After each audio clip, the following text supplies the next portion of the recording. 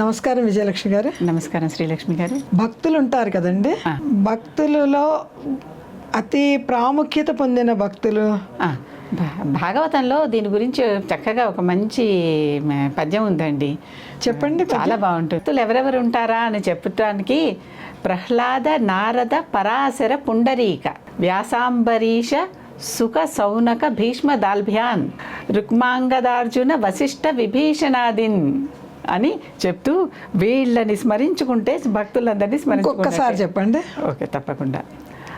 ఇది ఒక శ్లోకం అన్నమాట. ఈ శ్లోకాన్ని మనం చాలా తేలిగ్గా కూడా అసలు స్మరించుకోవచ్చు. ఈ శ్లోకాన్ని అదేంటంటే ప్రహ్లాద, నారద, పరాశర, పుండరీక, వ్యాస, అంబరీష, సుఖ, సౌనక, భీష్మ, దాల్భ్యాన్, రుక్మాంగదార్జున, వశిష్ఠ, విభీషణాదీన్, పుణ్యానిమాన్ పరమ భాగవతాన్ స్మరామి. ఇటువంటి పుణ్యవంతులైనటువంటి ఆ పరమ పుణ్యాత్ములని స్మరించుకుందాము అని చెప్పటం అనమాట. స్మరామి, స్మరిస్తున్నాను అని చెప్పటం. భాగవతులు అంటే ఎవరు? భగవంతుడు భక్తులు భాగవతులు.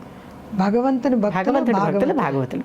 భాగవతం అంతా భగవంతుడి భక్తుల కథలే. మీరు దాని నిండా చూడండి, మొత్తం అంతా భగవంతుడి భక్తుల కథలే ఉంటాయి. భగవంతుడు అవతారాలు చెప్తూ ఆ భక్తుడిని ఉద్ధరించడానికి నొచ్చాడు లాగా చెప్పుకుంటున్నాం. అన్ని కథలు అలాగే ఉంటాయి. దాంట్లో లిస్టులో ఎవరు చెప్పాడు? ముందర ప్రహ్లాదుడిని చెప్పాడు. అసలు ప్రహ్లాదుడికి భక్తి అంటే ఏమిటో నేర్పిందే నారదుడు.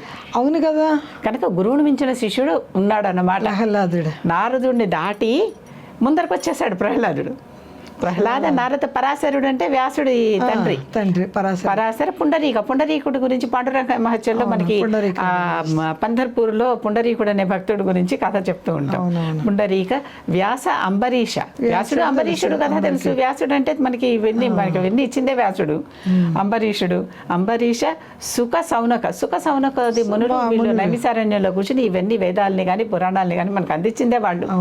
సుఖ, సౌనక, భీష్మ, దాల్భ్యాన్, వీళ్ళు భీష్ముడు పితామహుడు, వీళ్ళందరూ దాల్భ్యుడు, వీళ్ళందరూ కూడా పరమ భక్తులు అన్నమాట. భీష్ముడు తర్వాత ఎవరండి? దాల్భ్యుడు అనే అదొక భక్తుడు చరిత్ర భాగవతంలోనే మనకు వచ్చేస్తుంది. అది కూడా చూసుకోవచ్చు మీరు. ఆ తర్వాత వశిష్ఠుడు తెలుసు, విభీషణుడు తెలుసు. వీళ్ళని పుణ్యానిమాన్ పరమ భాగవతాన్ స్మరామి. వీళ్ళని పరమ అంటే భాగవతోత్తములు. భాగవతులు అంటే భక్తులు, ఆ భక్తుల్లో ఉత్తములు కనుక భాగవతోత్తములు. అటువంటి పరమ భాగవతులైనటువంటి వీరిని స్మరించుకుంటున్నాను అని చెప్పటం. అంటే వాళ్ళని అలాంటి గొప్ప వాళ్ళని తలుచుకుంటే నాకు కూడా భక్తి కొంచెం అంటుకుంటుంది కదా అని అనుకోవటం అనమాట. అది ఆ భక్తులను తలుచుకోవాలి.